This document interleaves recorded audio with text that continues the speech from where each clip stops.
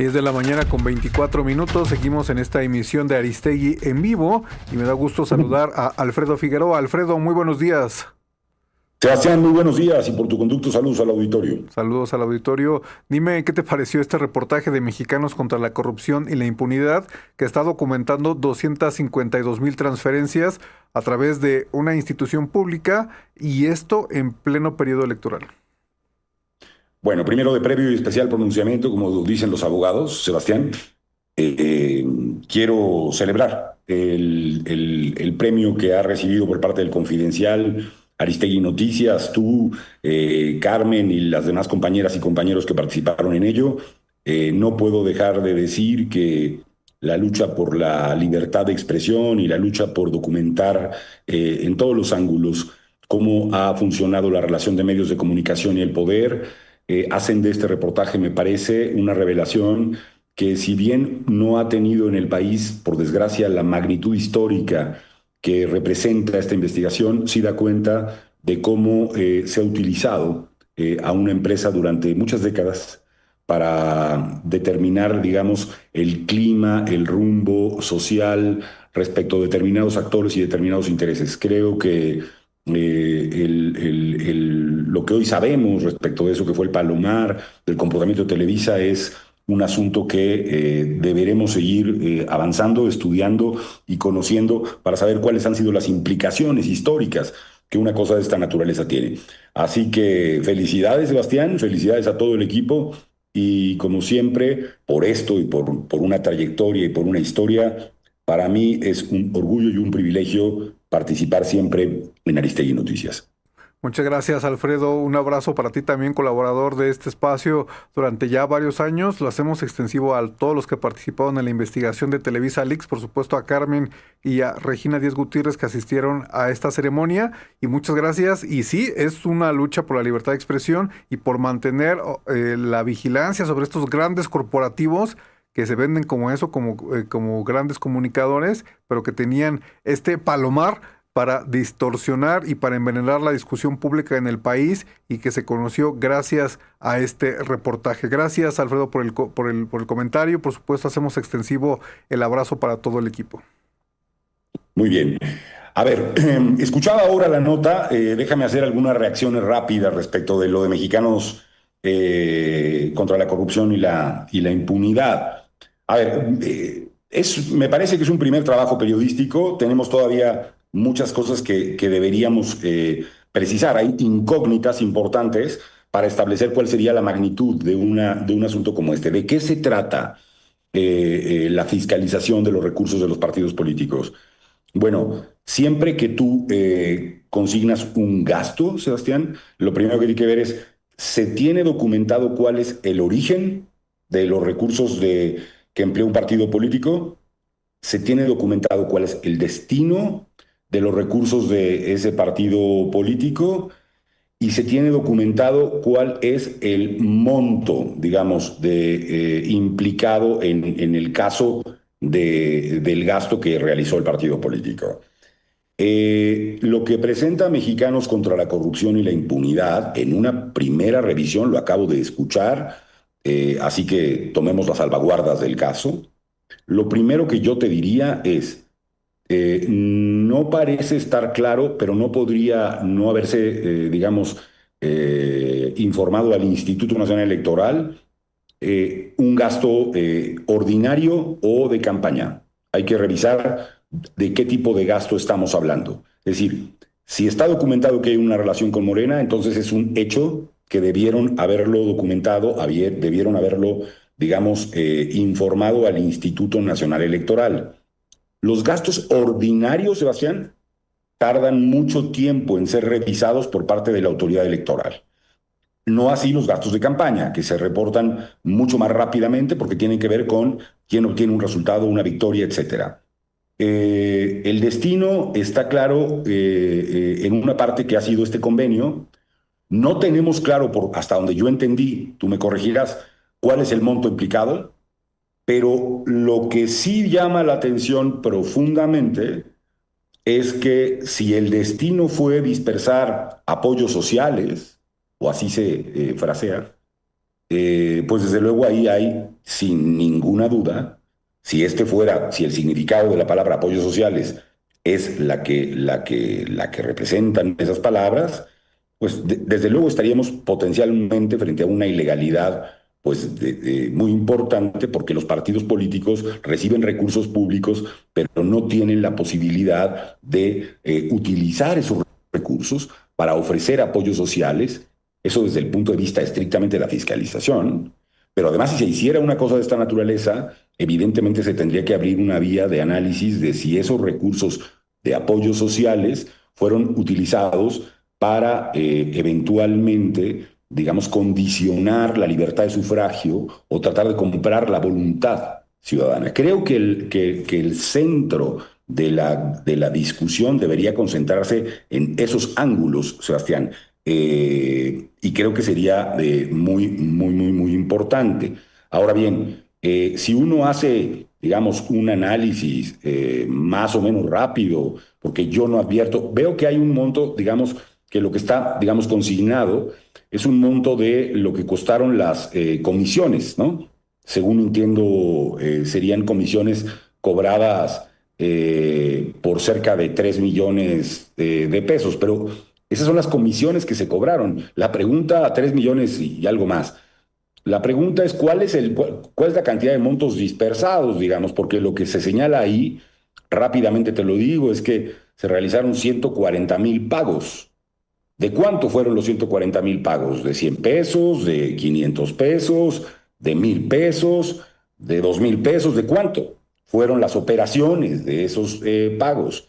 Por ejemplo, si hubiera una operación de 2,000 pesos por operación, bueno, pues estaríamos hablando de cerca de 300 millones de pesos, que ya no es un asunto nada menor, ¿no? En términos de lo que son los topes de gastos de campaña. Hay que ver si son gastos ordinarios o gastos de campaña. Yo te diría que estamos, digamos, frente al inicio, a la puerta de entrada de una investigación a la que, por ausencias a lo mejor de información que ha brindado el Instituto Nacional Electoral, el propio Morena, necesitaríamos tener como un conjunto de mayores elementos. Sí resulta de entrada un tema que deberíamos seguir con lupa y deberíamos seguir avanzando en términos de la información. No sé si he sido claro en relación a las preocupaciones centrales que deberían haber. Está claro que no puede haber un destino como el que está planteado en el contrato que Mexicanos contra la Corrupción y la Impunidad han consignado, Sebastián. Sí, me queda claro ese punto. Déjame hacerte una pregunta. El reportaje menciona, cita a un ex consejero electoral y dice que No esto... soy yo. Ok, importante declaración. Bueno, pero a ver, lo que sí eres tú, eres un experto en el caso Monex.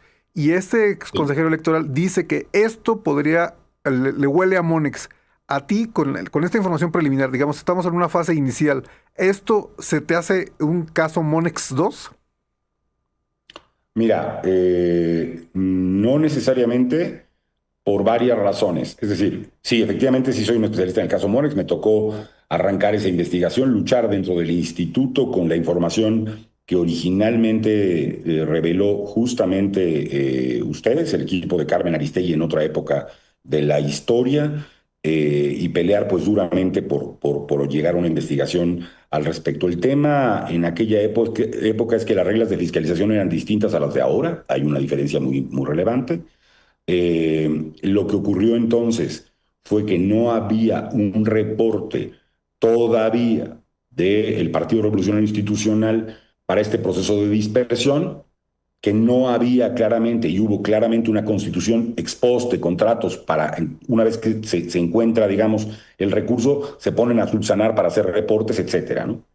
En este caso no es de esta naturaleza, aunque el paralelismo tiene que ver con la dispersión de recursos. Ese es el único que habría, digamos. La pregunta es, ¿un partido puede dispersar recursos? Sí, sí puede. ¿Un partido puede hacer un convenio con un organismo público que se dedica a dispersar recursos? Bueno, en determinados tiempos, en determinadas circunstancias habría que, digamos, establecer que sí, sí es posible. Digamos, si hay por ello un cobro, si no hay o sea, si no hay un hecho que favorece al partido político, si cualquier partido político puede hacerlo. Todos estos son distinciones con el caso Monex.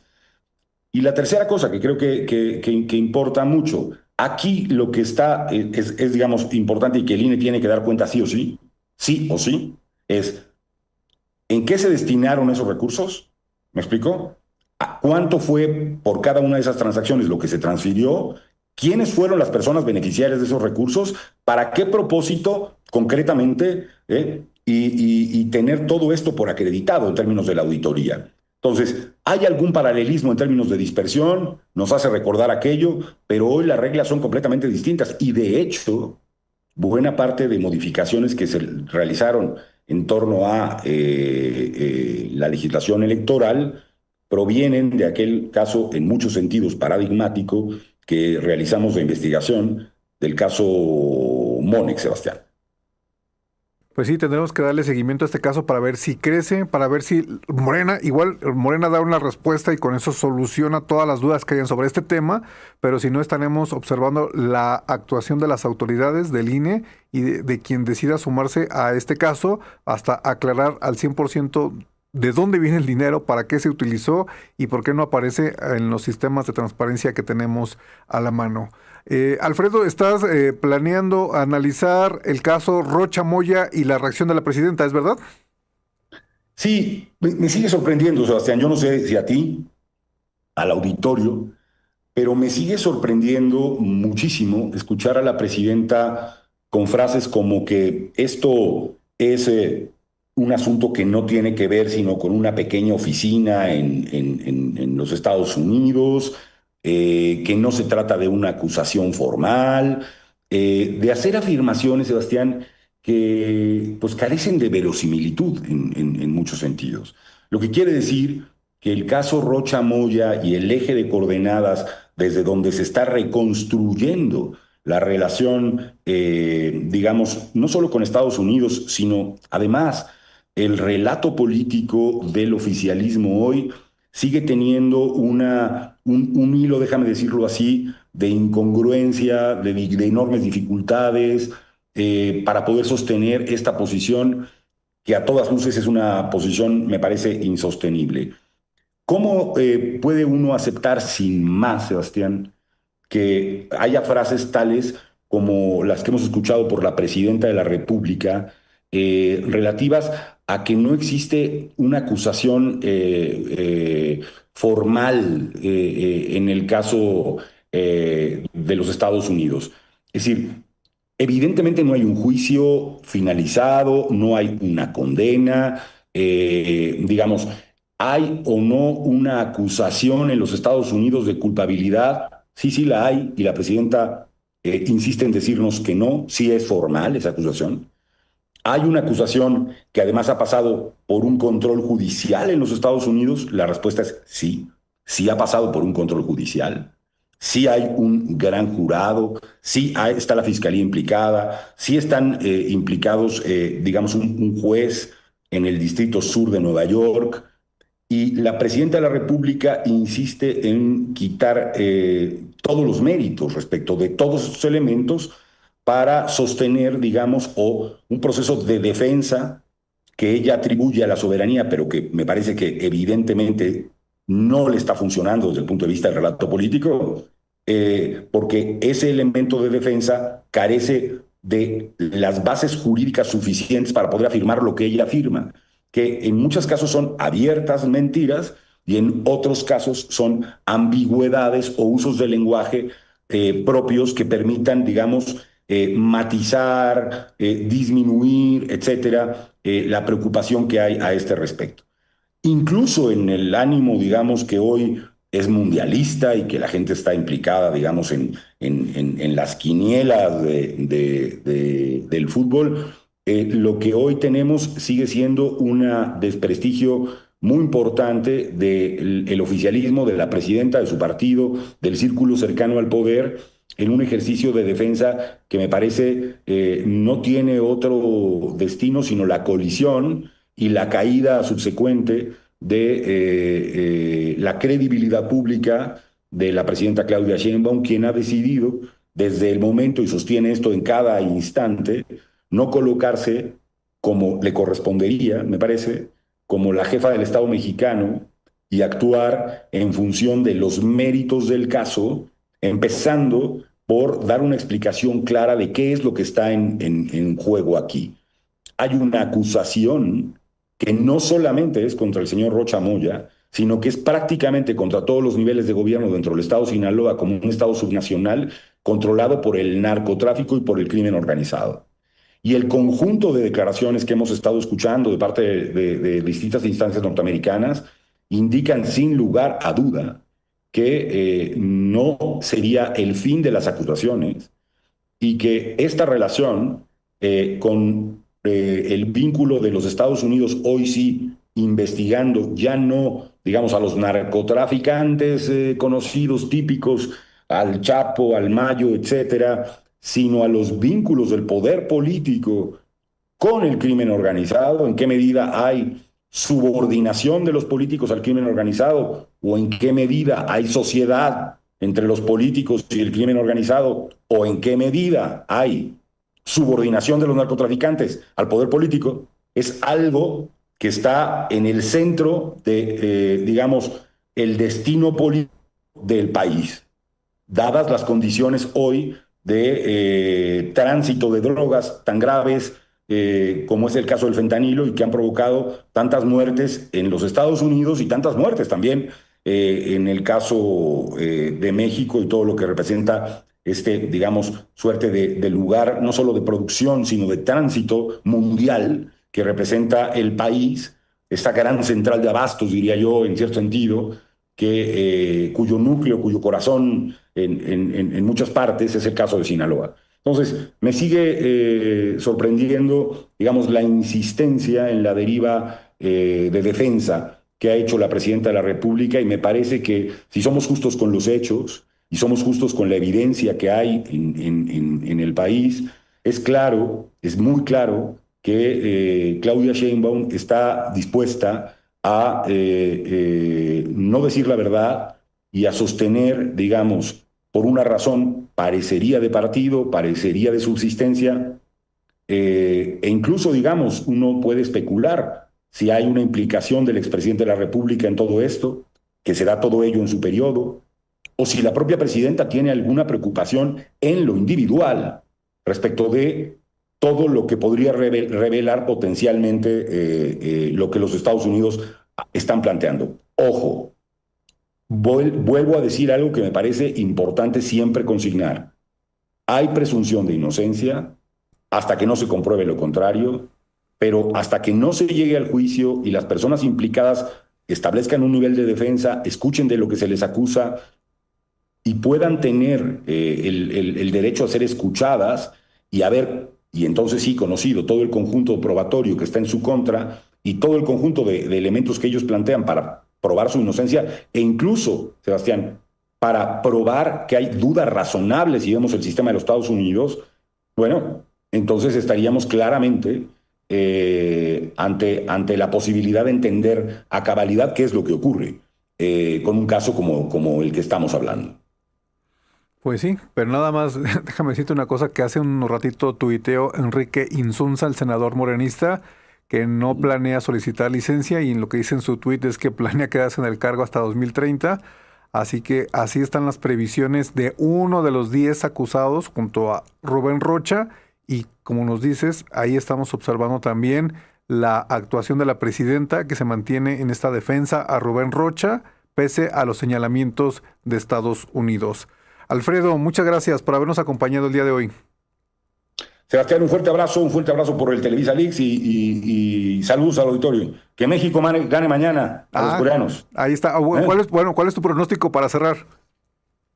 No recuerdo, sabes que tengo un pronóstico formal y entregado, pero así, si me lo preguntas ahora, por cómo veo las cosas, yo creo que un 2-0 van a tener, vamos a ganar por un 2-0. Pues ahí está. Con todas las sorpresas que hemos tenido y más allá de todo, con el formidable espectáculo que nos dio ayer Leo Messi, que me parece que entusiasmó no solo a los argentinos, Buenos Aires, Argentina misma debe estar en ebullición, pero el mundo entero viendo pues la hermosura del juego y las potencialidades que tiene Leo Messi, que nos hace dudar a mí a veces en el ateísmo que me caracteriza. Bueno, Pues ahí está, sí, maravilloso el Mundial. Ahí está, te agradezco muchísimo el enlace de este miércoles y estaremos, por supuesto, escuchándote la semana que viene ya con Carmen Aristegui. Gracias, Alfredo. Buenos días.